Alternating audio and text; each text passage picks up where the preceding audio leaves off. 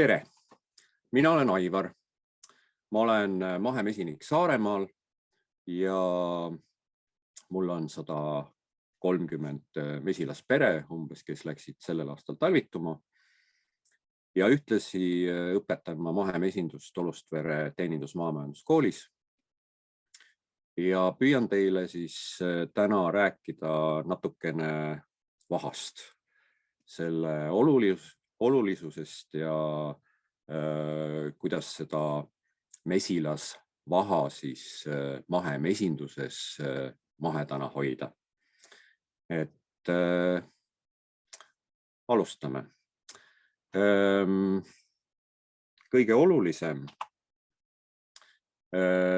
mis muidugi mahemesinduses kohe meil mesilasvaha osas ette tuleb, on nõue. Ja mida meile nõue ütleb, on see, et mesilasvaha peab olema toodetud mahepõllumajanduslikult. Ja see on selle nõude nii-öelda alustala ehk siis kõige tähtsam osa. Ülemineku ajal tuleb vaha asendada täielikult mahepõllumajanduslikust mesindusest pärineva vahaga. Ja selle ülemineku ajal on nüüd üks aspekt veel juures. Ehk siis võib kasutada mitte mahepõllumajanduslikku mesilasvaha ainult juhul, kui mahepõllumajanduslikust mesindusest pärinevat vaha ei ole turul saada. Juhul, kui on tõendatud, et see ei ole saastunud lubamatute ainetega ning tingimusel, et see on kaanetisvaha. Ehk siis ülemineku aja jooksul mesilaste poolt toodetud vaha, millega mesi kaanetatakse, seda vaha võib kasutada mahemesinduses. Ja kuidas seda kontrollitakse? Kontrollitakse loomulikult saatedokumente, ehk siis mis peaksid kajastama selle vaha päritolu. Ja selgituseks võib-olla juurde seda, et vaha tootmine toimub mesilasperes mesilaste poolt kindlasti. Ja vaha toodanguks loetakse vahakäitlusesse suunatud ja käideldud vaha kogust. Kuna kärjed on vahast nii-öelda üles ehitatud, siis selle vaha kvaliteet tagab ka ja loomulikult ka puhtus tagab ka loomade heaolu. Järgnevalt lihtsalt viited sellele, et kust need nõuded on pärit. Õigusaktides siis artiklist 13 ja 38 ja ka üks artikkel mesilasvaha kohta 44, mis siis seda juttu juba kinnitavad, millest ma just rääkisin. Ja kui me nüüd natukene täpsemalt vaatame, mis see vaha on ja kust ta tuleb ja mis on siis see, mida me vaha puhtusel või puhtana hoidmisel ise saame teha, siis alustame päris algusest, ehk siis mis on siis mesindamise selline alustalaks. No loomulikult kõige alus on tugev mesilaspere. Järgmiseks see tugev mesilaspere peab saama kuskilt toitu ehk siis sööda olemasolu. Ja kolmandaks väga oluliseks alustalaks on korras skelett. Nüüd võib tekkida küsimus, et kuhu nendest kolmest vaha kuulub. Mõelge selle peale. Tugev mesilaspere tähendab seda, et see mesilaspere peab olema terviklik. Seal peab olema mesilasema, töömesilased, igas vanuses töömesilased ja lesed, igas vanuses haue. Ja need mesilased peavad olema ka hügieeniliselt käituvad. Ehk siis tugev pere üldiselt suudab hoida puhtust tarus. Suudab ära tunda võimalikud haigustekitajad ja hukkunud või haigestunud haudme tarust kõrvaldada. Sööda olemasolu tähendab sisuliselt seda, et mesilastel on võimalik väljast tuua nektarit ja õietolmu ja et see korje oleks järjepidev kogu hooaja jooksul ehk siis taimede õitsemise järjekorras ja nektari ja õietolmu võimalust pakkudes siis mesilastele moodustuks selline konveier. Ja kui nüüd juhtub, et selles konveieris, korjekonveieris tekib paus, siis loomulikult peab mesinik omalt poolt siis tagama selle, et korjepauside ajal oleks mesilastel võtta see lisasööt. Ehk siis mesinik hindab lisasööda vajadust ja pakub seda mesilastele vajalikul hetkel. Korras skelett on siis eelkõige puhas pesaruum. Ja kuna pesaruumi väga oluliseks osaks on ju kärjed, siis ja kärjed on ehitatud vahast mesilaste poolt, siis seda vaha ja neid kärgi võibki selleks skeletiks nimetada. Ja nende kärgede korrashoid ja ütleme kärjemajandus, millega mesinik peab tegelema, see peab olema regulaarne ja süstemaatiline. Juba Rudolf Steiner, kes oli siis eelkõige tuntud antroposoof ja ka biodünaamilise põllumajanduse rajajatest. Biodünaamilise põllumajanduse märgiks on Demeter, mida siis biodünaamilisest põllumajandusest pärit tooted kannavad.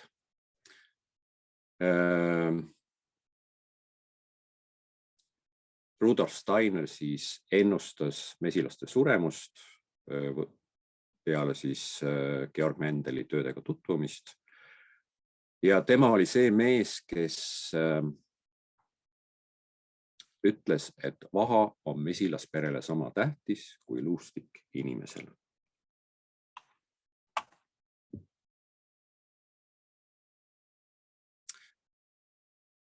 Ja mis seal siis selles pesaruumis seoses vahaga toimub, miks see vaha on nii oluline? On see, et kärjed, mis on siis vahast, nendes kärgedes toimub kõik see, mis mesilastele on vajalik. Ehk siis iga järgnev põlvkond areneb kärgedes. Seda võib nimetada ka lastetoaks. Kõik varud, mida mesilased varuvad, hoitakse kärgedes, ehk siis moodustub ladu ja igal võimalikul hetkel, kui mesilased ei saa väljas lennata, kas siis ilmastiku tõttu või siis on nad talvekobaras. Ehk siis see on ruum, kus mesilased on ja elavad ja toimetavad. Ehk siis see on ka nende elu ja magamistuba. Ja võib öelda ka seda, et vahata oleks tarus üks suur segadus. Võib ju nii mõelda või arvata. Ja selleks, et nüüd vaha puhtust kuidagi, et vaha puhtusest täpsemalt rääkida edaspidi, siis võib-olla tuletame meelde, et kus see vaha üldse tuleb. Vaha toodavad siis töömesilased umbes 12–18 päeva vanuselt. Töömesilastel on vahanäärmed, mis seda vaha siis toodavad. Need asuvad tagakeha kõhtmiste loogete vahel. Neid on circa 4 paari. Ja kui õhuga kokkupuutes see vaha hangub, siis moodustuvad sellised vahalistakud ehk lestmed. Ja on kindlaks tehtud, et 1 kilogrammis vahas on umbes 4 miljonit vahalestet, mis on sellised ebakorrapäraste viisnurkade kujulised. Ja näiteks langstroti raamis oleva kärje ehitamiseks võib kuluda circa 100 grammi vaha. Vaha koosneb rohkem kui 300 koostisainest, millest olulisemad on estrid. Neid on circa 70%. Ja vahas on tuvastatud vähemalt 210 erineva aine molekuli, mille vahekord siis varieerub. Loomulikult on vahas veel happeid ja muid koostisosi ja umbes 50 erinevat lõhnaainet. Aga kuna vaha koostisosad ei ole alati ühesed, ehk siis nad on erinevad, siis selle muutlikkuse tõttu on vaha päritolu ja kvaliteeti keeruline määrata. Ja analüüsi tulemuste tõlgendamises võib siis tekkida selline määramatuse piir 1–5% ulatuses. Mesilasvaha olekuid on ka päris mitu. Ta võib olla plastiline. Struktuur hakkab lagunema umbes 46–47 kraadi juures. Ta võib olla vedelas olekus ehk vaha siis sulab.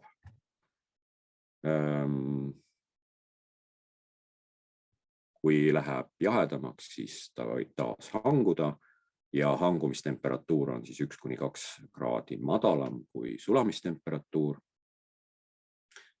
95–100 kraadi juures vaha vahutab ja juba üle 300 kraadi suitseb. Need on need vahaolekud ja mis võib olla ka kärgede sulatamisel peab seda teadmist meeles pidama ja seda teadmist siis vastavalt rakendama. Nüüd vaha tootmine, millest sõltub toodetud kogus. Vaha tootlikkus sõltub korje olemasolust ja hulgast ja eelkõige valgurikkast õietolmu olemasolust. Kindlasti on vajalik, et oleks mesilase. Ma mäletan, et me rääkisime eelnevalt, et mesilaspere peab olema tugev, terviklik. Ja selles olev haudne hulk ka sellest sõltub siis vaha tootlikkus. Oluline on ka õhutemperatuur, mis peab olema suurem kui 15 kraadi. Ja mesilaste puhul on see, et nad ei tee midagi igaks juhuks või ülemäära. Et ka vaha toodetakse täpselt nii palju tarus, kui seda on vaja.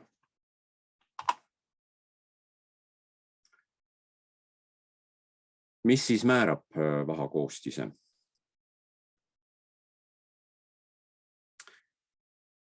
Vaha koostis ja vaha tootlikkus sõltub ka korjetaimede eripärast.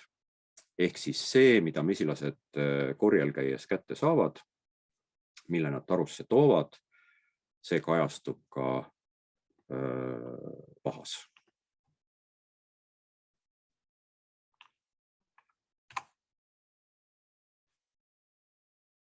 Vahalõhn. Samamoodi nagu kajastub mesilasvahas kõik see, mida mesilane korjab, siis ka see lõhn, mida vaha eritab, on iseloomulik ainult selle pere mesilastele.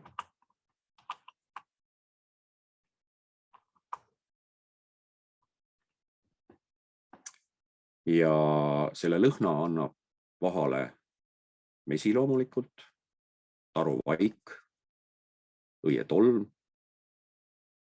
kui ka tarus levivad muud lõhnad, mis siis võivad tuleneda ema feromoonidest, mesilaste kehakatete lõhnadest. Et kõik see on omavahel seotud.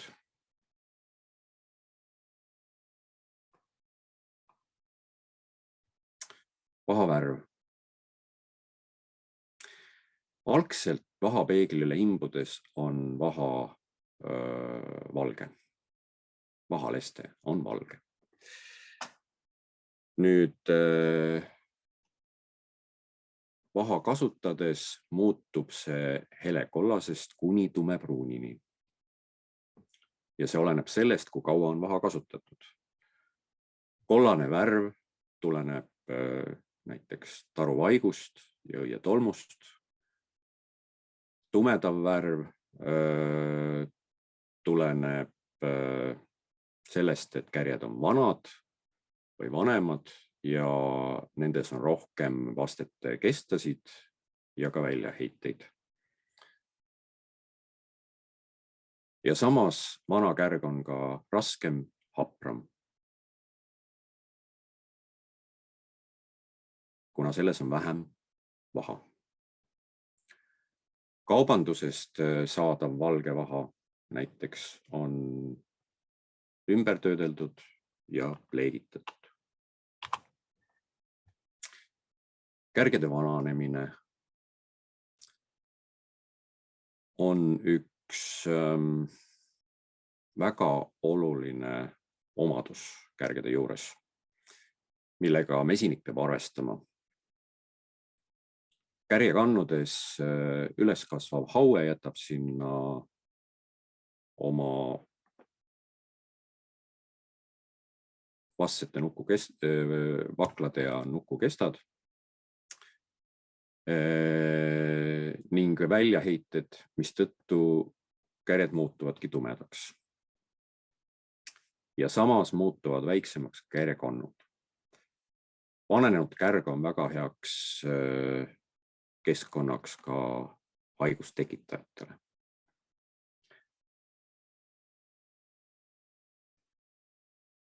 Ja kuna vagla ja nukukestad on poorsed,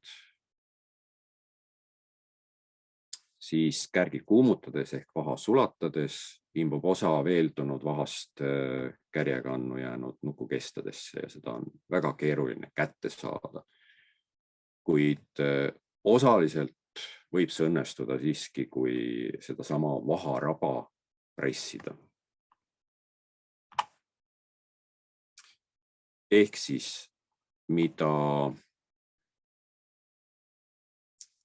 korrapärasemalt, süstemaatilisemalt me kärgi sorteerime ja need vanad kärjed eraldame, sulatame,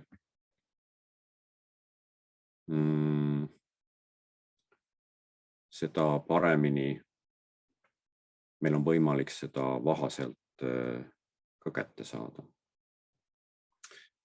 Ja lihtsalt ühe näitena, et ühe põlvkonna jäägid kärjekannus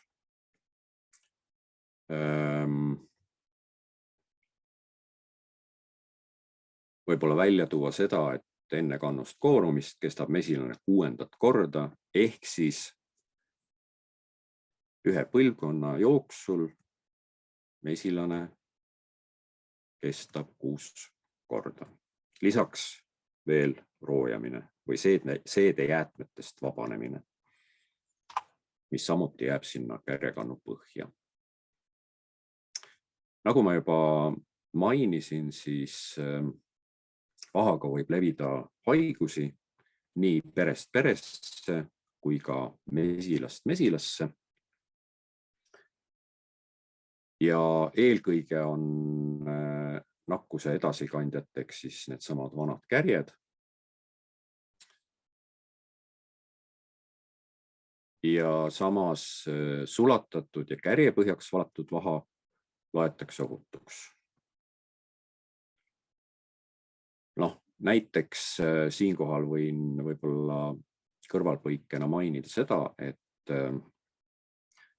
minu enda kärjemajandus on selline oma mesilas, et ma sorteerin kärjed igal sügisel ära vastavalt siis, kuidas nad vuritamisest tulevad ja ületalvitumisele lähevad ainult heledad, üles ehitatud kärjed ja sulatusse lähevad kõik kärjed, kus on vähegi olnud hauet. Kuna ma kasvatan ka mesilase emasid ja tegelen aretusega, siis minu jaoks on see ennetustöö väga-väga oluline. Ja on kindlaks tehtud ka seda, et meie üks selline kõige ohtlikum haigus, siis Ameerika hoodmemädanik, et selle eoseid on sulatatud vahas oluliselt vähem. Ja ka see juba on oluline aspekt, et miks neid vanu kärgi tuleks siis regulaarselt sulatada. Lisaks on veel muidugi lubihaue, nosematoos ja loomulikult varrotoos. Hiljuti kuulsin ühte teadlaste konverentsi mesilaste ja mesilashaiguste teemal ja seal toodi välja ka seda, et üldiselt mesinikud on teadlikud varrotoosist ja peavad seda ohtu väga oluliseks, silmas pidades siis mesilasperede hukkumisi. Samas mesinike poolt ei ole niivõrd teadustatud veel nosematoosi ja lubihaudme olulisus just nimelt mesilasperede tervisele.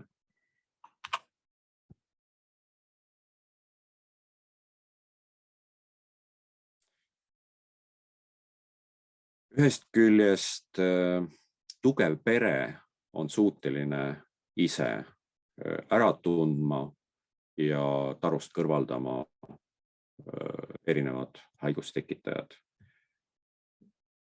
See loomulikult sõltub nende mesilaste hügieeni käitumisest, ehk siis kas nad on võimelised ära tundma, punkt 1, kas nad on võimelised haudmekaanetist lahti närima ja kas nad on võimelised seda haigestunud vakla eemaldama. Et see tuleneb ka natukene või on ka seotud aretusega, aga selline oskus mesilastel on olemas. Lihtsalt küsimus on selles, kas see on ühe pere puhul rohkem avaldunud ja teise puhul võib-olla mitte. Samamoodi peab hügieenilist käitumist rakendama ka mesinik ise. Ehk siis mesinikul tuleb järgida mesilashügieenireegleid. Nende alla kuulubki siis regulaarne ja süstemaatiline haudme all ja talvepesas olnud kärgede sulatamine ja asendamine siis uutega. Samamoodi ka siis tarus oleva muu inventariga, raamidega, mida on vaja puhastada, desinfitseerida.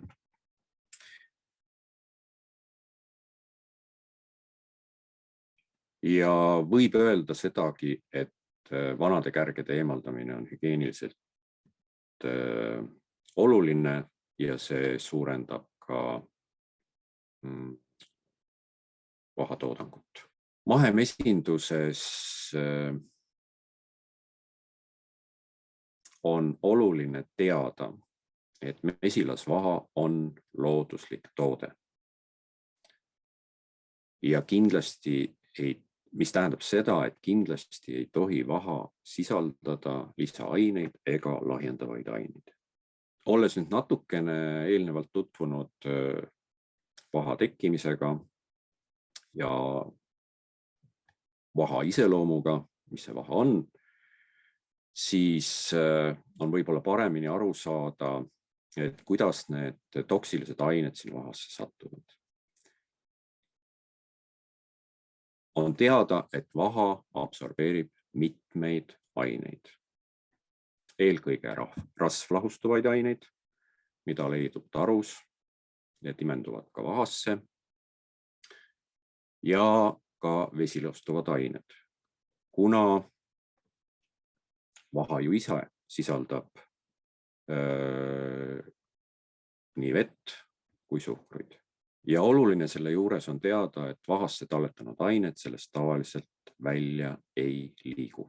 Erinevates maades on reeglid erinevad ja näiteks Itaalias, Saksamaal, Šveitsis lubatakse 0,1 kuni 1 kilogrammi kohta igat vahendit, mis tagab või peaks tagama põhimõtteliselt selle, et mee sisse imbuvad kogused ei ole meest tuvastatavad. Ehk siis need kogused on väga-väga väiksed. Vaha võib saastuda läbi mesilase organismi. Ja millest need saasteained siis tulla või tekkida võivad? Mesilane, kes korjel käib, tema organism on võimeline talletama saasteaineid, kui ta puutub kokku saastunud söödaga. Ja mesilase organismis liikudes võivad need ained jõuda vahanäärmetesse. Teadlased on kindlaks teinud, et samas need vahanäärmetesse jõudnud ained kogused on äärmiselt väiksed, jäädes allapoole analüüside tuvastusvõimet, aga see fakt iseenesest on juba kõnekas, et need ained sinna võivad jõuda. Teine ja võib-olla siis ka palju ohtlikum on see, et eritunud vahaleste võib saastuda, kui ta puutub kokku mesilase kehapinnaga, õigemini selle kehapinnal olevate võimalike ainetega, mis seda vaha võivad siis saastada. Näiteks mitmed ravimid toimivad läbi selle, et kemikaal püsib mesilase karvadel lahkete osakestena ja need võivad siis otsekontakti tulemusel vaha sisse imenduda. Teadaolevalt on siis saasteainete päritolu kahest allikast. Vahas sisalduvad saasteained võivad olla keskkonnast ja samuti mesindusest. Kui mesi, kui kõige enam uuritud mesindussaadus, siis teiste puhul seda öelda ei saa. Ehk siis vaha kuulub nende mesindussaaduste hulka, mida on vähe uuritud.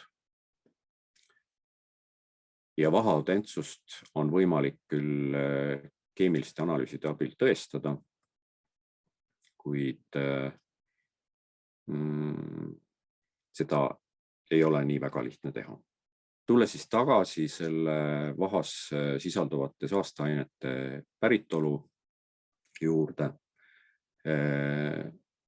Nagu me ütlesime, siis on keskkonnast pärinev ja siin võib näiteks tuua raskemetallid, leidub nii õhus kui pinnases. Toksilisemad neist on plii ja kaadmium, kusjuures plii ei liigu taimedes ja vahast on leitud plii jälgi ja eriti suures koguses on seda leitud taruhaigust. Kaadmium seevastu liigub taimedes ehk siis taimede kaudu ja mesilaste kaudu tarusse jõudev. Veel on elavhõbe, mis on selline raske metall, mis on keskkonnast pärinev. Ja muidugi ka radioaktiivsed ained, mida siis Meest ja õietolmust leiti palju peale Tšernobõli plahvatust. Praegu ei ole enam leitud, aga samas tuleb öelda ka seda, et neid ei ole ka uuritud. Keskkonnast pärinevad ained on veel orgaanilised saasteained. Ja võib-olla oluline siin juures on siis teada, et neid aineid võivad sisaldada mootoriõlid, jahutusseadmetes ja ka määrdeainetes, mis on toodetud siis enne 1980. aastat, võib neid leiduda. Kusjuures meest leitud kogused on väiksemad ja väidetavalt ka ohutud. Samas vahast võib neid rohkem leida just nimelt tänu nende ainete rasvlahustuvale omadusele. Ja mesinikele kindlasti teada tuntud pestitsiidid põllumajandusest, aga neid pestitsiide võib leiduda ka koduaedades, teede haljasalade hooldamise, olmekeemias. Ka sealt pärinevad pestitsiidid ohustavad mesilasi ja siis mesilaste kaudu ka vaha. Ja nagu ma juba ütlesin, siis enamasti on need ained rasvlahustuvad. Kuidas need saasteained siis mõju avaldavad? Rasvlahustuvad pestitsiidid liiguvad talletuvad vahas ja võivad liikuda kärjepõhjade kaudu teistesse mesilatesse, kus tegelikult neid sünteetilisi aineid või vahendeid ei kasutata. Ehk siis see on see vahavahetus, vaha sulle, kärjepõhjad mulle. Need samad rasvlahustuvad pestitsiidid võivad koostoimel teiste ainetega muutuda mesilastele ohtlikuks. Näitena võib siin tuua taufluvalinaadi ja koos fungitsiididega näiteks võib see juba olla mesilastele ohtlik. Samas tuleb ka tähele panna seda, et need samad rasvalahustuvad ained püsivad vahas ja võivad siis vähendada haudme ellujäämust, pikendada vastsete arenemiseks vajalikku aega, lühendada täiskasvanud töömesilaste eluiga, suurendada täiskasvanud mesilaste vastuvõtlikkust erinevatele haigustele, sealhulgas eriti nosematoosile.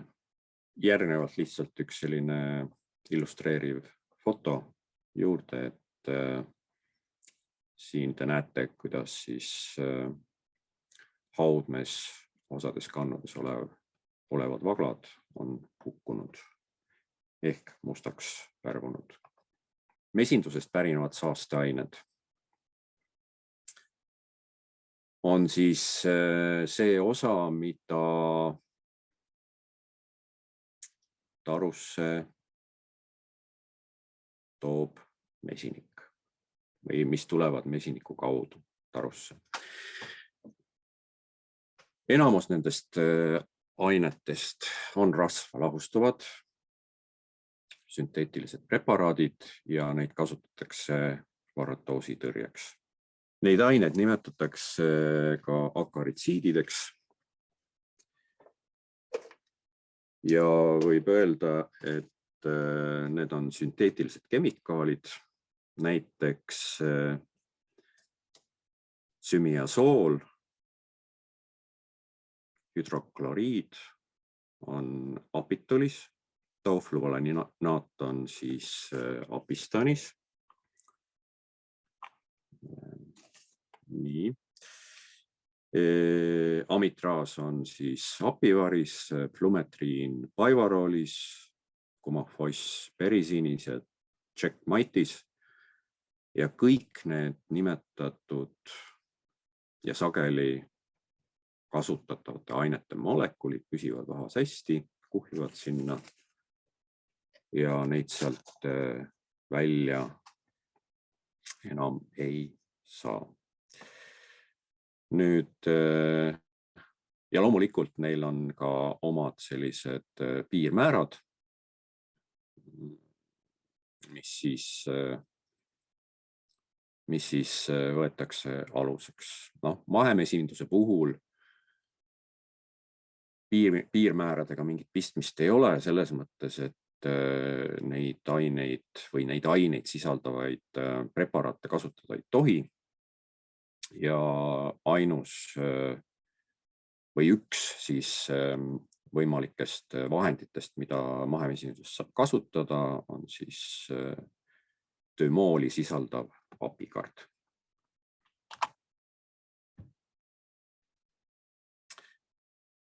Ja seesama tümool on siis üks mittetoksilistest looduslikest akaritsiididest. Ta on küll rasvlahustuv, kergesti lenduv. Tümooli puhul me tunneme hästi tema lõhna, kui teda kuskil kasutatakse. Samuti erinevad happed, näiteks oblikhappe, sipelghappe, mis on siis vesilahustuvad ained. Ja samas sisaldab ka mesi ja ka erinevate taimede koostised neid samu aineid. Hapete puhul lubatud piirmäära määratud ei ole. Jäägid on küll ohutud, kuid silmas tuleb pidada eelkõige seda, et ka neid aineid ei tohiks kasutada meekorje ajal, kuna need muudavad mee maitset. Ehk siis kõiki tõrjevahendeid, ka mittetoksilisi tõrjevahendeid tuleb kasutada selliselt, et need ei satuks mee sisse. Nagu ma juba mainisin, siis kõik need mesiniku poolt kasutatavad varralesta tõrjevahendid on sellised, mille toimeainete molekulid püsivad vahas hästi ja kuhjuvad sinna aja jooksul. Oluline on ka varrolesta tõrjevahenditega seotud mõju. Ehk siis need on need vahendid, mida kasutab mesinik ja mis satuvad tarusse mesiniku tõttu või mesiniku kaasabil. Nende toimeainete molekulid püsivad vahas hästi ja kuhjuvad sinna aja jooksul, ehk siis vahast nad välja ei lähe. Kui me akaritsiidi kasutamise lõpetame, siis see toimeaine hulk väheneb vahas väga aeglaselt.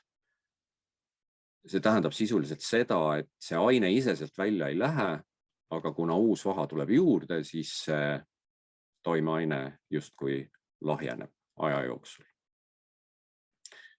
Akaritsiidi poolestusaeg vahas on umbes 5 aastat. Ja nõue on see, et peab olema puhas, ehk siis piirmäära määratletud ei ole. Ja oluline, mida on vaja meeles pidada, on see, et vahal on omadus talletada paljusid pestitsiide. Neid vahast eemaldada ei saa. Kokkuvõtteks siis saasteainetest tasuks võib-olla silmas pidada seda, et puhas vahatarus on mesilaste kaitsmisel äärmiselt oluline. Ja selleks võiks siis esile tuua 3 soovitust. Esiteks, mesindada piirkonnas, kus ümbritsev keskkond on puhas. Kui seda on võimalik täita, muidugi igas piirkonnas ei ole seda võimalik täita. Teiseks, soetada kärjepõhjad usaldusväärsest allikast, et siis olla kindel vaha päritolus ja kvaliteedis.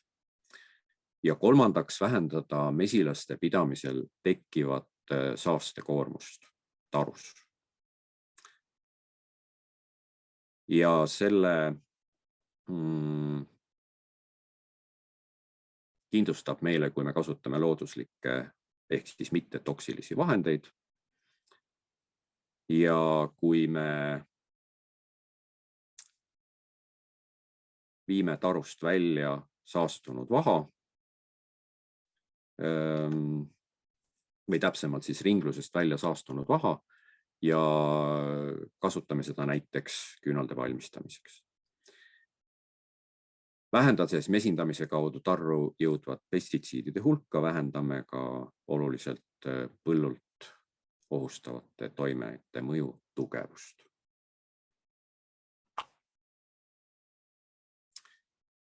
Alates 2022. aastast hakkab kehtima uus mahemäärus, mis lubab siis mahepõllumajandusest pärit mesilasvaha märgistada mahetootena ja turustada kui mahevaha. Ehk siis meil tuleb sisuliselt kasutusele uus mõiste, mahevaha, õigemini see mõiste muutub täiesti legaalseks. Nüüd ülemineku ajal toodetud mesilasvaha mahedana märgistada ei tohi. Nii nagu meegi puhul, eks ole. Mesinduses on ülemineku aeg 1 aasta ja seega vaha, mida me siis mahemesilast toodame, on mahe alates 2. aastast. Nüüd küsimus, kas Sülemi poolt toodetud vaha on mahe? Võiks ju arvata. Sülem lendab enamasti loodusesse kuskile puu või põõsa okstele, võib ehitada sinna ka selliseid metsikuid ehitisi ja mis saab olla veel puhtam justkui. Samuti korstnas pesitsev mesilaspere, kes ehitab üles kärgi, toodab vaha, et kas see on mahe või ei ole see mahe. Ja selleks, et sellele küsimusele vastust saada, vaatame korra mahevaha olemusele otsa. Üleminekuperioodil tavamesindusest mahemesindusele loetakse mahevahaks korje ajal saadud kaanetise vaha, nii nagu me eelnevalt juba rääkisime. Ja üleminekuperioodil tavamesindusest mahemesindusele loetakse mahevaha sel perioodil mahekärje põhjale mesilaste poolt toodetud vaha. Kuid Eestis ei ole seda väga lihtne kätte saada.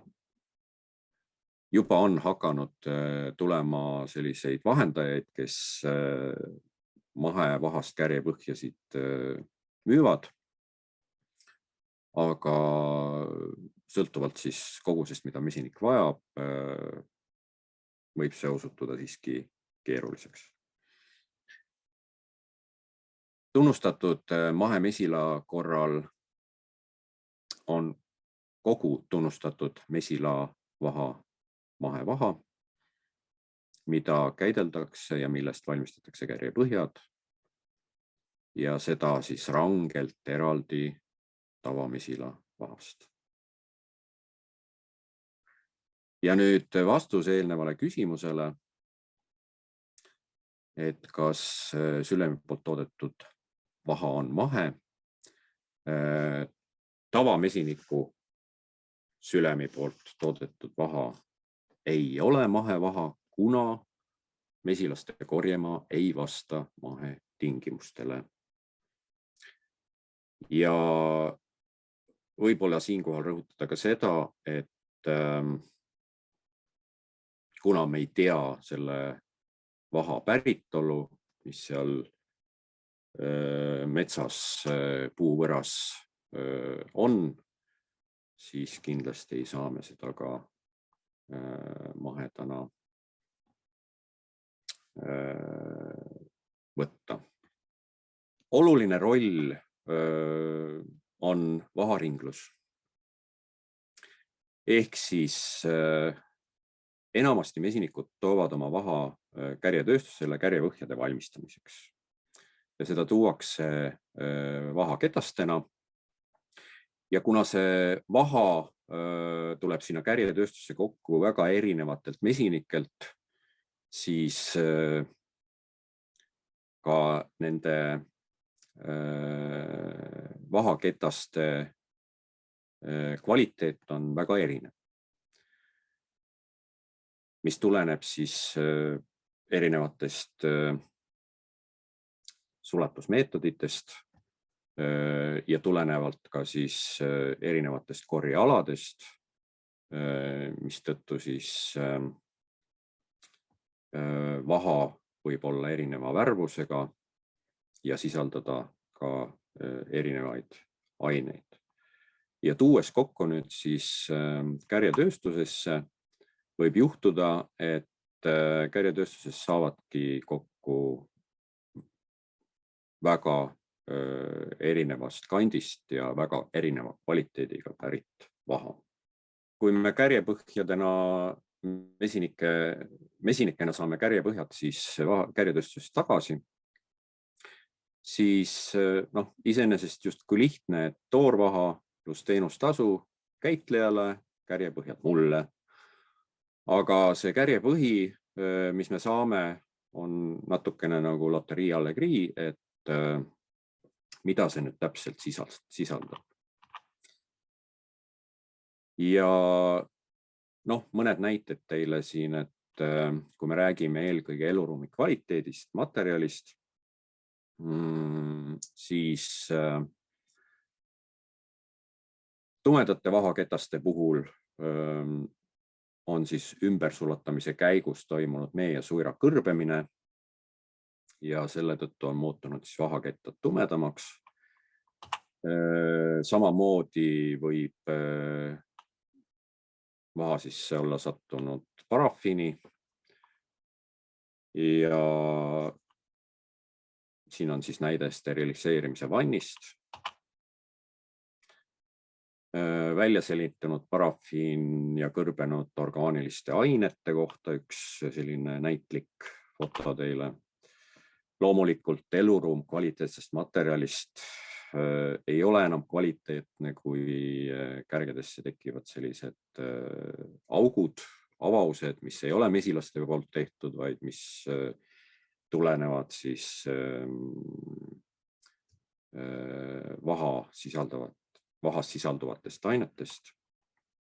Ja nüüd on küsimus, et kelle heaolu see on, kas mesilase või mesiniku heaolu, aga vähemasti odav, eks ole, et väike iroonia ka juurde. Ja mis seda parandada aitab, on siis see, kui me kasutame piiratud vaharinglust. Ehk siis me püüame nii-öelda elimineerida võib-olla siis mitte niivõrd kvaliteetsest allikast pärit vaha ja püüame siis hoida selles piiratud ringluses ainult seda vaha, mille päritolu me väga hästi tunneme, usaldame. Ja üks selleks võimaluseks on see, et mahetootjate registris on väga palju mahemesinikke, kellelt võib siis uurida, et kas nad müüvad vaha või siis suisa juba valmis kärjepõhju. Ja eriti võiks seda esimest varianti kasutada siis, kui te olete väiksemad mahetootjad. Ehk siis teie vahakogus ei ole nii suur, et siis selles teises punktis viidatud oma vahast tellimist kasutada. Oma vahast tellides peaks olema vahakogus vähemalt 120–150 kilo, sest mahekärjepõhjade valmistamise teenuse pakkujad ei saaks muidu oma selles süsteemis teie vaha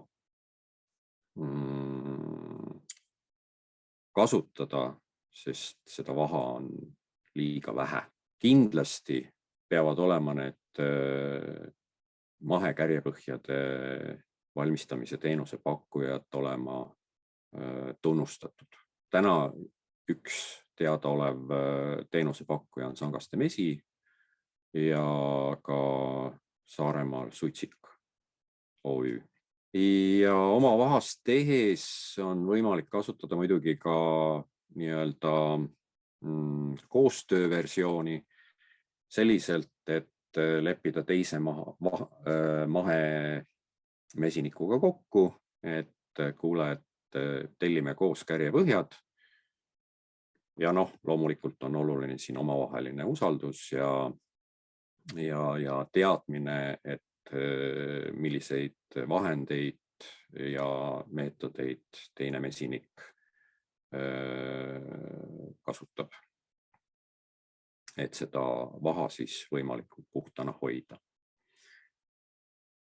Ja kolmas versioon, siinkohal ka nii väiksematele kui suurematele tootjatele, et kui teil oma vaha piisavalt ei ole näiteks, siis on võimalus osta vastavad seadmed, õppida YouTube'i kaudu näiteks kärjepõhjasid valmistama ja siis teha ise endale kärjepõhjad. Siin on toodud ka paar viidet, metsaservamesi, taalimesila on ise kärjepõhjasid tootnud ja selle kohta on ka vastavad õppevideod saadaval. Tänapäeval on üsna levinud ka see, et mesinik lasebki mesilastel endil selle kärjepõhja üles ehitada, ilma et ta sinna kärjepõhja ette annaks. Ehk siis mesilased ehitavad kärje üles, vaid ette antud kas siis raami ülemisele ristule, kui me räägime küna mesindamisest on ka selline võimalus või meetod olemas. Ja noh, pildilt näete siis vastavalt siis raami sisse. Ja väikse kõrvalpõikena lihtsalt see teadmine, et mahemesinduses kõik need vahaga seotud nõuded on siis ühtsed kõikidele riikidele Euroopas. Ja siin vaid üks näide Rootsist, et peamine reegel on see, et kasutatav vaha peab olema mahevaha ja üleminekuperioodil tuleb asendada tavavaha mahemesindusest pärit vahaga. Tavavaha ja mahevaha arvestus üleminekul mahemesindusele on väga oluline ja siinkohal võib-olla oleks hea meelde tuletada, et mesilasvaha on üldjuhul 3 olekus. Mesilas on siis vaha kas siis kärjepõhjadena laos, üles ehitatud kärgedena laos või ka tarudes, talvituvates tarudes, esmase sulatuse läbinud vahaketastena ehk siis toorvahana. Ja kui me seda arvestust peame, siis õigemini, kui me räägime nüüd tavamesindusest versus siis mahemesindus, siis üldjoontes see vaha arvestus on sama. Siin nagu mingit olulist sellist erinevust ei ole. Hoitakse üles ehitatud kärgi kas tarudes või laos, varutakse kärjepõhjasid, mida samuti hoitakse laos, kuni siis hooaeg hakkab ja saab mesilasperedele anda. Ja siis toorvahana. Aga üleminekuperioodil on oluline see, et kui me teame, et meil on kavatsus järgmisel aastal juba üle minna mahemesindusele, siis oleks otstarbekas sügisel teha juba inventuur ja kõik need üles ehitatud kärjed, mis on tavavahast või pärit tavamesindusest ja mis meil laos on, tuleks siis sulatada ja toorvahana siis maha müüa. Nüüd see osa üles ehitatud kärgedest, mis on pärit küll tavamesindusest, aga on meil talvituvates tarudes, need kärjed tuleks kuidagimoodi eraldada. Selleks viisiks on see, et me lihtsalt märgistame need raamid ja hoides need küll kogu järgneva ehk siis ülemineku hooaja vältel tarudes, siis me peame selle märgistuse tulemusena suutma need sügisel teistest kärgedest eraldada ja sulatada eraldi ja samamoodi kõrvaldama sellest nüüd juba siis mahevaha ringlusest. Ja nagu me eelnevalt juba puudutasime, siis ainukene vaha, mida me võime mahedas kasutada, on kaanetisvaha, mis on toodetud ülemineku aja jooksul. Nüüd kirjanduse järgi see kaanetisvaha moodustab circa 2%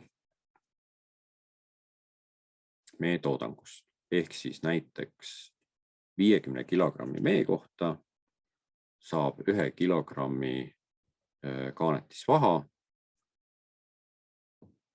mis on siis 2%. Nüüd, kuna ma olen ka Olusveres mahemesinduse õpetaja, siis meil tekkis ühe kursusega selline diskussioon, et kas 2% on liiga palju. Ja Peeter Kuusksalu siis võttis asja ette ja tegi selle katse läbi. Ja katse eesmärgiks oli siis saada pestud ja sulatatud kaanetisvaha. Eesti raami mõõdus meekärg ja saadi, et täielikult kaanetatud meekärje kaal on siis 3,3 kilogrammi. Tühja kuivaks lakutud kärje kaal oli 350 grammi. Kaanetis koos meega kaalus 185 grammi. Aga siinjuures rõhutan, et see kaanetis oli kogutud siis käsitsi kärjekahvliga, sest see võtab õhemakihi kui siis teiste meetoditega lahti kaanetamine noaga või siis spetsiaalse lahtikaanetusmasinaga. Kaanetisvaha ühelt Eesti raami kärjelt tuli siis 0,028 kilogrammi ja selle konkreetse täielikult kaanetatud kärje näite puhul saadi mett 2,9 kilo, kaanetisvaha siis 28 grammi ja kerge arvutustehe näitab seda, et seda oli umbes 1%. Alati võib metoodika ja täpsuse osas ütleme siis vaielda või kahtluse alla panna, aga see katse oli selline, nagu ma ütlesin, käsitsi kärjekahvliga kaanetati siis kärjelt see vaha ja samuti on ka kärjed erinevad, ehk siis kõik kärjed ei ole servast servani kaanetatud. Eesti raami mõõdus meekärg ja oluline aspekt siin juures on ka see, nagu te eelnevalt pildid tähele panite, et see kaanetisvaha ei olnud täiesti puhas, mis siis lõpuks sulatamise teel saadi. Et need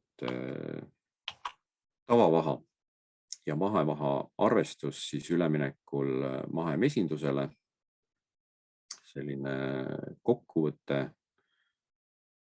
ehk siis mille tulemus on see, et konkreetselt täielikult kaanetatud kärje näite puhul saadi mett 2,9 kilogrammi ja kaanetisvaha 28 grammi ehk umbes 1%. Nüüd, mida ma veel tahaksin rõhutada või mainida kindlasti on see, et on olemas selline väike trükis internetis täiesti saadaval vabalt mesilasvaha ja kärjemajandus, mida ma soovitan siis lugeda ja kus saab palju täpsemalt infot, kui me siin loengu jooksul jõudsime puudutada. Aga kokkuvõtvalt võiks siis veel korra üle korrata, et mahemesinduses peab olema mahevaha, pärit siis mahemesilast. Ja ülemineku ajal kogutud siis või toodetud vahast sobib mahevahaks ainult ülemineku ajal toodetud kaanetisvaha. Need ained, millega mesilased kokku puutuvad nii korjel olles kui ka need ained, mis siis mesinik näiteks varotoosi tõrjega tarru toob, talletuvad vahasse ja sealt välja enam ei liigu. Ehk siis neid preparaate, mida mesinik kasutab, tuleks kasutada õigeaegselt ja kindlasti mitte meekorje ajal, püüda hoida vaha nii-öelda omaenda ringluses, kasutada seda võimalust, et kärjepõhju saada omaenda vahast. Võib-olla see ka, et alati oleks kasulik ja harib, kui te kahtlete mingites teooriates ja püüate nendest ise aru saada, katsetada, nagu tegi see grupp mesinikke, kes siis püüdis seda kaanetise vaha kogust hinnata. Minu poolt suur tänu. Tänud ka Merit Mikule, Sergei Kozlovile, Marje Riisile, Reet Karisele, Tõnise ja Aili Taalile, kelle materjale siis ma kasutasin selle loengu esitlemisel.